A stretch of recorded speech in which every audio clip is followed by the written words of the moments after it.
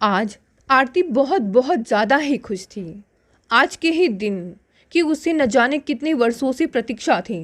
रह रह कर कईयों के फ़ोन तो कईयों के बधाई भरे मैसेज आ रहे थे। आरती सबके फ़ोन उठाती और सबको धन्यवाद कहती। आज का दिन उसके लिए कभी भूलने वाला नहीं था। यादगार बन गया आज का लम्हा। और यादगार बनाया भी किसने?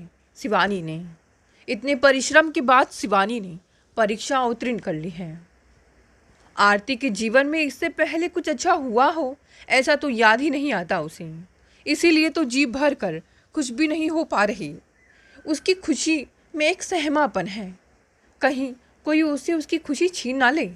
इसीलिए बड़ा नाप तोल कर अपनी प्रसन्नता को जाहिर कर रही है। आरती का साथ और दिशा निर्देश तो था ही, पर शिवानी ने अपनी कठोर मेहनत और लगन के चलते यह मुकाम हासिल कर लिया था। शाम हो चली थी। दिन भर मीडिया के इंटरव्यू हुए थे और रिश्तेदारों के फ़ोन के जवाब देते देते आरती को थकान होना तो लाजमी ही था। पर मोबाइल स्क्रीन पर अभिलाष का फ़ोन आता देख आरती की सारी थकान जाती रही। बिजली की गति से उसने फ़ोन रिसीव कर लिया। बधाई हो आरती, अब तो तुम एक कुशल माली बन गई हो। अब तो तुम्हारी बगिया में पुष्प भी पल्लवित होने लगे हैं। अभिलाष की सधी और गंभीर आवाज़ थी वहाँ। आवाज़ में प्रेम और प्रसन्नता का मिश्रण भी था। अभिलाष की आवाज़ सुनकर आरती ने आंखें बंद कर ली। कुछ बोल ना सकी। उसके हाथ थरथरा कर रह जाते थे। बहुत कोशिश करके सिर्फ इतना कह सकी, फूल मेरी बगिया का है।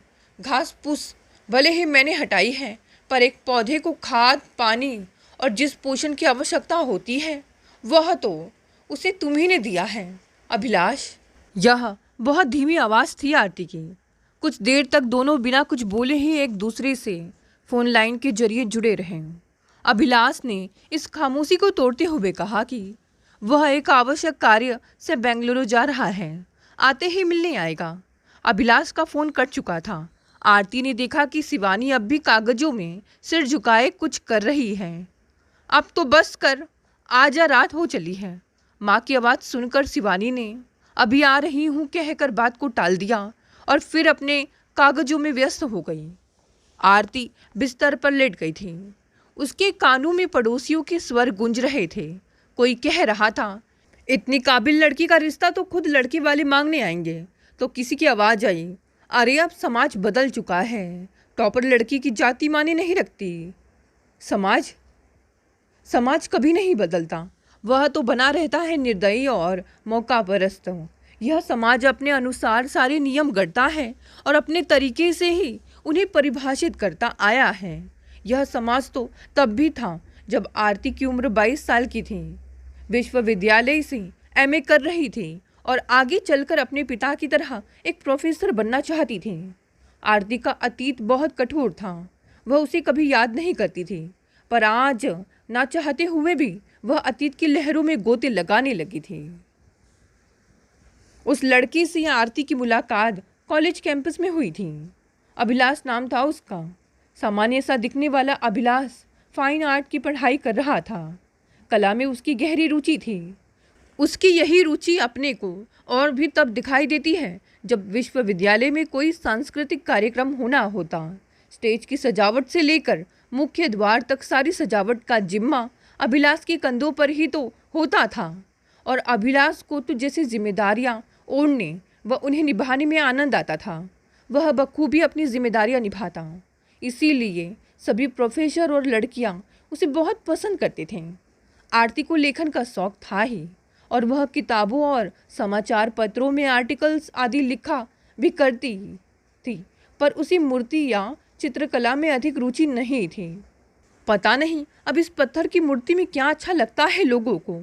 ना तो इसका कहीं सिर है और ना ही पैर। बस लोग अपने को अलग और मॉडर्न दिखाने को कुछ भी पसंद करते हैं। कागज पर किसी भी तरह के फैले हुए रंग को पेंटिंग कहने लगते हैं। आरती ने कैंपस के बीचों बीच एक मूर्ति को देखते हुए कहा तो पीछे खड़ा हुआ अभिलाष हंस पड़ा था और हंसकर खुद ही मूर्ति कला की विशेषताएं आरती को बताने लगा था। आरती अभिलाष के हाव भाव को बड़े ही गौर से देख रही थी। कितनी लगन और सच्चाई दिख रही थी अभिलाष की बातों में, जैसे मूर्तिकला के बारे में सब कुछ उसे आज ही बता देना चाहता हो। यह पहली मुलाकात थी उन दोनों की। आरती इम्प्रेस हुए बिना नहीं रह सकी थी। एक दिन आरती अपनी सहेलियों के साथ लाइब्रेरी के बाहर वाले लॉन में घास पर बैठी हुई नाश्ता कर रही थी कि अचानक से वहाँ पर अभिलाष पहुँच गया और बड़ी ही बेपरवाही से आरती के टिफिन से एक निवाला निकाल कर खाने लगा। यह देखकर आरती बुरी तरह चौंक गई, पर अभिलाष को उसकी जाति से कुछ लेना देना नहीं था, क्योंकि वह तो आरती से सच्चा प्रेम कर बैठा था और सच्चा प्रेम कुछ नहीं दिखता। यह सब देखने और जातियों के बाबत निर्णय देने के लिए समाज तो है ही। अभिलाष के इसी अंदाज ने आरती को और भी आकर्षित कर लिया था। उनकी इस पसंद को प्रेम में बदलते देर नहीं लगी और अन्य प्रेमियों की तरह अभिलाष और आरती को भी अपने प्रेम को विवाह में बदलने की शीघ्रता होने लगी। पर उन्हें पता था कि उनके बीच आर्थिक और जातीय मान्यताओं को मानने वाला रूढ़िवादी समाज का किला है, जिसे गिराना आसान नहीं होगा।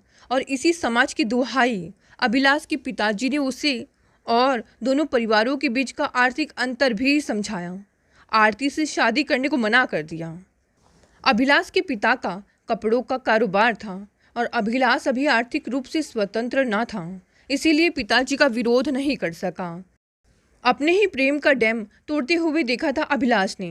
आरती के पिताजी रिटायर्ड हो चुके थे और जल्द से जल्द बेटी की जिम्मेदारी से मुक्त हो जाना चाहते थे, इसीलिए उन्होंने आरती पर शादी करने का दबाव डाला।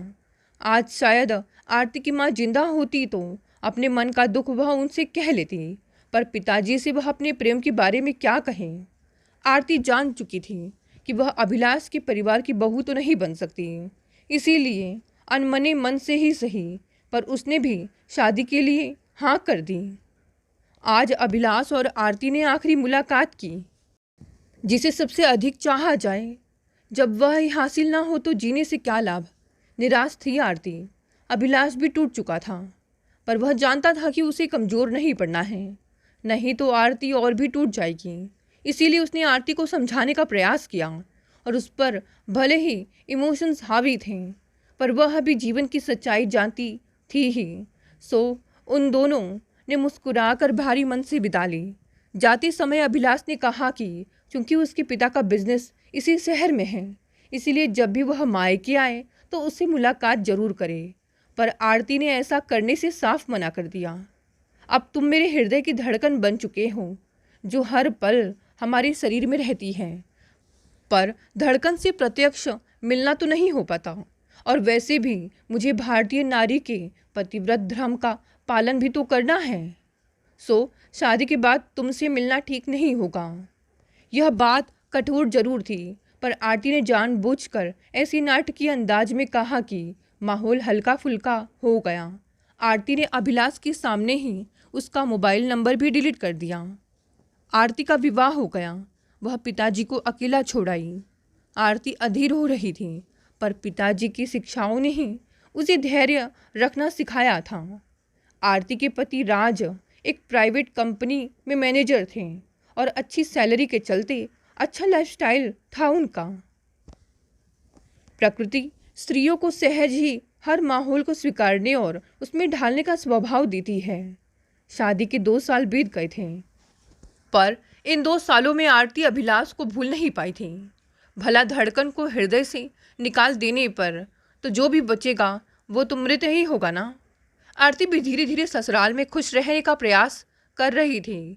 राज भी आरती की हर बात का ध्यान रखते और समय मिलने पर ढेरों बातें करते, और राज की खुशी अपने चरम पर पहुंच गई थी जब उसे पता चला कि आरती गर्भवती है।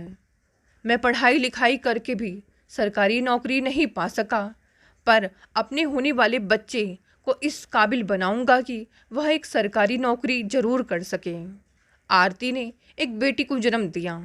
राज और उसके माता पिता ने नन्ही बिटिया का खुले मन से स्वागत किया और परिवार में ढेरों खुशियां छा गई।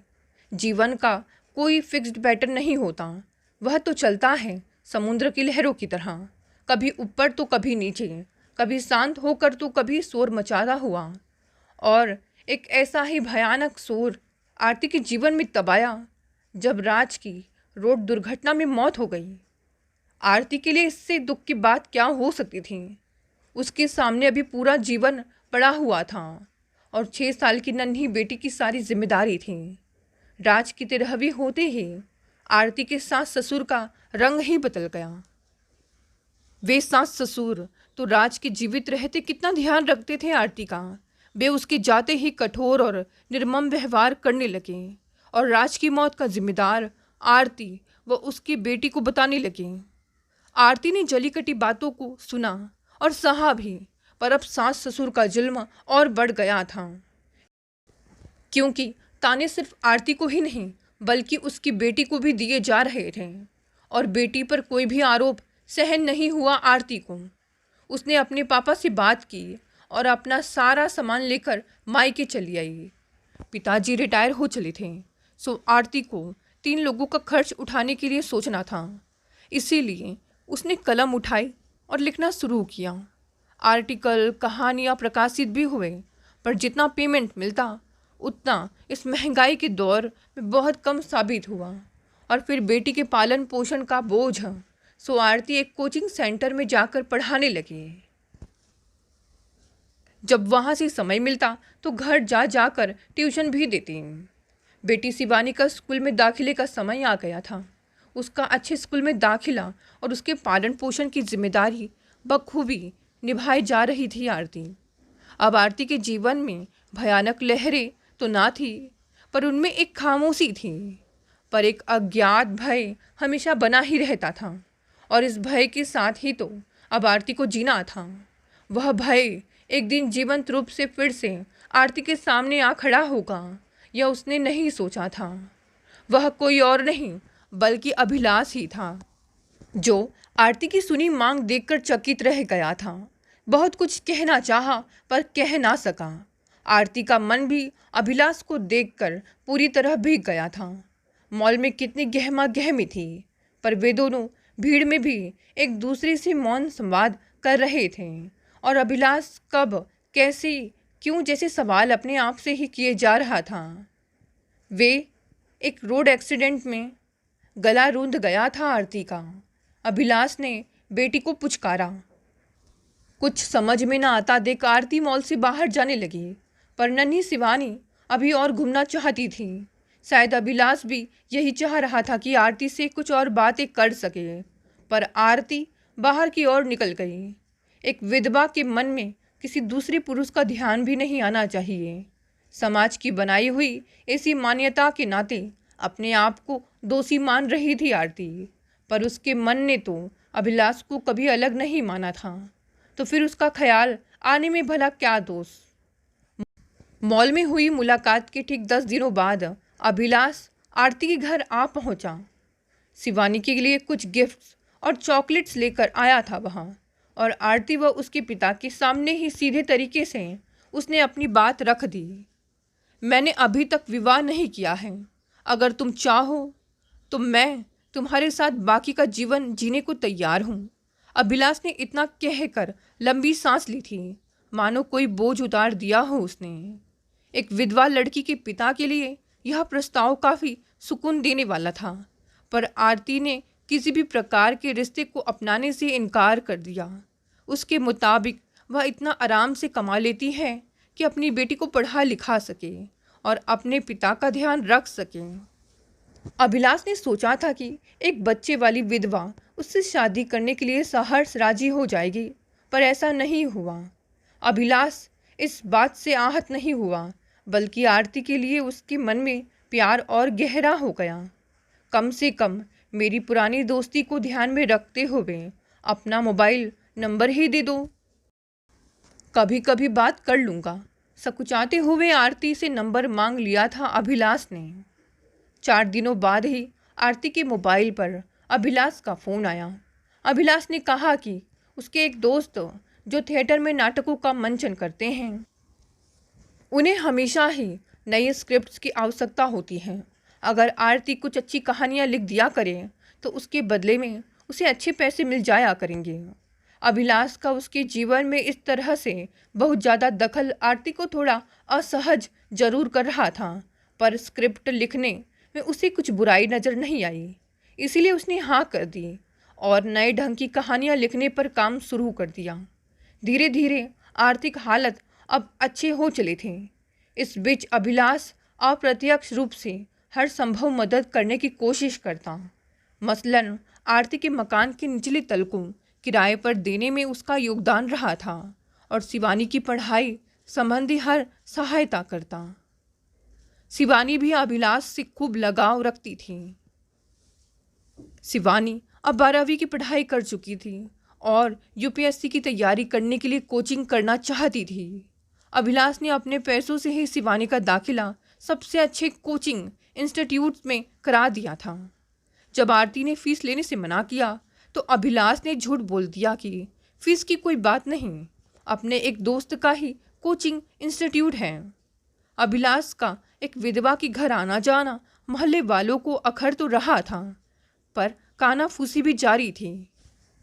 पर अब आरती और अभिलाष को इन लोगों से कोई फर्क नहीं पड़ रहा था, क्योंकि वे जानते थे कि उन दोनों के बीच युवावस्था का प्रेम अब और भी प्रौढ़ हो चुका है, जिसमें शारीरिक आकर्षण से ज़्यादा मन की सुंदरता को महत्व दिया जाता है। अतीत को सोचती समझती आरती कब सो गई वह जान नहीं सकी। अगले दिन थोड़ी देर से जागी तो शिवानी घर में नहीं थी, शायद पापा के साथ घूमने गई होगी। बुदबुदाई थी आरती, मम्मा श्रद्धा के घर आई हूँ, कुछ ही समय में घर पहुँचती हूँ। फ़ोन कर दिया था शिवानी ने। घर के काम काज में व्यस्त हो गई थी आरती। ठीक 9 बजे कॉल बेल बजी तो आरती ने दरवाज़ा खोला। देखा तो सामने उसके पापा अभिलाष और शिवानी खड़े थे। दोनों के चेहरे पर मुस्कान थी। वे तीनों अंदर आकर सोफे पर बैठ गए। अभिलाष के हाथ में एक मूर्ति थी। अभिलाष ने उस पर ओढ़ाया हुआ कपड़ा हटाया तो आरती ने देखा कि वह एक स्त्री की मूर्ति थी। लो आरती, इस मूर्ति में पैर भी है, मुंह भी है और चेहरे में नाक कान आंखें भी हैं। आरती के चेहरे से मिलता जुलता चेहरा था उस मूर्ति का। आरती को समझते देर नहीं लगी कि यह उसी की मूर्ति है। सुंदर तो लगी होगी यह, पर अभी इस मूर्ति में एक कमी है। अभिलाष ने यह कहते हुए डिब्बी से एक चुटकी सिंदूर निकालकर मूर्ति के बालों के बीच की सुनी मांग में भर दिया। आरती ने पलकें झुका ली। उसके चेहरे पर गुलाबी आभा थी। शिवानी खुशी से तालियां बजा रही थी। आरती के पापा के हाथ आशीर्वाद की मुद्रा में उठ गए थे। दोस्तों, ये छोटी सी कहानी यहीं समाप्त हो गई। चलिए साथ देखते हैं आज की दूसरी कहानी। दयानाथ जी को एक ही लड़का था, बाकी 4 लड़कियां थीं, जिनका ब्याह करने में दयानाथ जी की कमर झुक गई थी, एड़ियां घिस गई थी। बेटा सभी बेटियों के बाद पैदा हुआ था। दरअसल दयानाथ ने बेटा पाने की लालसा में 4 बेटियों को जन्म दे दिया था। जैसे घर की माली हालत थी, उस हिसाब से काफ़ी लाड प्यार से पला था बेटा। बीएससी करने के बाद वह पीएमटी की कोचिंग ज्वाइन करने प्रयागराज चला गया था। दयानाथ जी जितने घंटे स्कूल में पढ़ाते थे, उससे ज़्यादा समय वे ट्यूशन पढ़ाने में लगाते थे। बच्चों को पढ़ाने का उन्हें बहुत शौक़ था। वे चाहते थे कि उनके बच्चे कम से कम ग्रेजुएट तो हो ही जाएं, और दयानाथ जी की यह मुराद पूरी भी हो गई। बेटे को छोड़कर उनकी सभी लड़कियां पोस्ट ग्रेजुएट हो गईं। वे चाहते थे कि उनका बेटा कुछ बड़ा बने, लेकिन लड़के ने करने से इनकार कर दिया। लाड प्यार में पले लड़के ने साफ कह दिया था, बाबूजी, मैं 2-2 घंटे लैब में नहीं खड़ा रह सकता। प्रयागराज में कोचिंग करते रहते हुए लड़का एक सरल लड़की के प्रेम में फंस गया। दोनों ने एक दूसरे के साथ जीने मरने की कसम ले ली थी। शादी करेंगे तो एक दूसरे के साथ, नहीं तो सारी ज़िंदगी कुंवारे ही रहेंगे। एग्ज़ाम में दोनों साथ साथ बैठे, पर दयानाथ जी का इकलौता बेटा, आंखों का तारा, 3 कोशिशों के बाद भी उसमें सफल नहीं हो सका, जबकि उसकी प्रेमिका पहले ही बार में उसमें सफल हो गई। उसने मेडिकल कॉलेज ज्वाइन कर लिया। दयानाथ का बेटा सड़क छाप मजनुओं की तरह आवारा गर्दी करने लगा। दयानाथ जी उसके पीछे हमेशा पड़े रहते थे, जिसका नतीजा यह हुआ कि यह कंपटीशन की तैयारी करने लगा और बैंक में नौकरी पा ही गया। नौकरी करते उसे अभी 6 महीने ही बीते थे कि लड़कियों के पिता दयानाथ जी के खपरेल के मकान में पंक्तिबंद होने लगी। दयानाथ जी ने लड़की के पिता होने की पीड़ा बहुत भोगी थी। उस समय न जाने कितनी बार उन्होंने अपमान का कड़वा घुट पिया था जब वे अपनी कन्याओं के लिए सुयोग्य वरों की तलाश कर रहे थे। इसीलिए दयानाथ जी विवाह के हर प्रस्ताव पर बड़ी सहानुभूतिपूर्वक विचार करते थे। समय के अनुसार लड़के की राय जानना भी वे जरूरी समझते थे। लड़का हर प्रस्ताव पर नाक भौं सिकोड़ता। दयानाथ जी समझ नहीं पाते थे कि आखिर बेटा चाहता क्या है। कभी कभी उन्हें भीतर ही भीतर गुस्सा भी आता। लड़का कितना हृदयहीन है, पिता की भी इज्जत करना भूल गया है। पर बेटा करता भी क्या, उसके पास तो एक ही हृदय था जिसे वह पहले ही किसी को अर्पित कर चुका था। एक दिन दयानाथ जी ने लड़के को अपनी पुश्तैनी छड़ी में इशारा करते हुए अपने पास बुलाया। लड़का भीतर ही भीतर डरा, लेकिन जानता था कि बाबूजी का गुस्सा बहुत तेज है। जब वे गुस्से में बोलते हैं तो लगता है कि आकाश में बिजली कड़क रही है। वह संभलते हुए उनके पास आया और 6ठी 7वीं क्लास के बच्चे की तरह उनके सामने बैठ गया। दयानाथ जी ने उसे प्यार से निहारा, उसके सिर पर हाथ फेरा और बोले, राघव, तो चाहता क्या है बेटा? तेरे मन में कुछ और हो तो बताना। राघव भीतर ही भीतर चहक उठा। बाबूजी, एक लड़की है, एक लड़की है। दुनिया में तुझे एक ही लड़की नजर आई?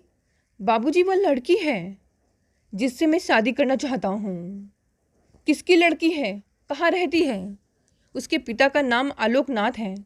लड़की प्रयागराज मेडिकल कॉलेज में पढ़ रही है। उसका आखिरी साल है, इसी शहर में है। अच्छा, किस मोहल्ले में? कौन सी जात है? वो पिताजी दूसरी जाति है। तेरा दिमाग खराब हो गया है क्या? तूने ऐसे कैसे लड़की को पसंद कर लिया? मेरे कुल खानदान का नाम रोशन करने चला है तो ठीक है बाबूजी, मैं सारी उम्र शादी नहीं करूँगा, लड़की भी नहीं करेगी। यदि जबरन किसी अन्य के साथ उसकी शादी करने की कोशिश की गई तो वह अपनी जान ले लेगी। वह ना रही तो मैं भी जीवित रहकर क्या करूँगा? तू मुझे धमकी देना बंद कर। मैं मर जाऊँगा पर किसी ऐसी लड़की को अपनी बहू नहीं बनाऊँगा। बाबूजी, मैंने आपको कई बार जाति पाति के खिलाफ भाषण देते हुए सुना है। दयानाथ जी ने कोई उत्तर नहीं दिया। वे शोकग्रस्त हो उठे। करीब महीने भर से अधिक समय हो गया, लेकिन उस विषय पर कोई चर्चा नहीं हुई। राघव के विवाह के प्रस्ताव आते जा रहे थे।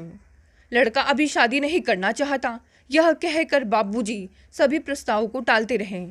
एक शाम राघव ने आकर उनसे कहा, बाबूजी, दीपा के पापा आए हैं। कौन दीपा? वही लड़की जिसकी मैंने आपसे चर्चा की थी। तुमने उन्हें बुलाया था क्या? नहीं बाबूजी, हो सकता है दीपा ने भेजा हो। मुझे किसी से नहीं मिलना, कह दे मैं घर पर नहीं हूँ। बाबूजी, आप तो हमेशा सच बोलने की शिक्षा देते रहे हैं। घर आए व्यक्ति का अपमान तो नहीं करना चाहिए ना। ठीक है, भेज दे उन्हें। थोड़ी ही देर में एक सुदर्शन चेहरा आकर दयानाथ जी के सामने खड़ा हो गया।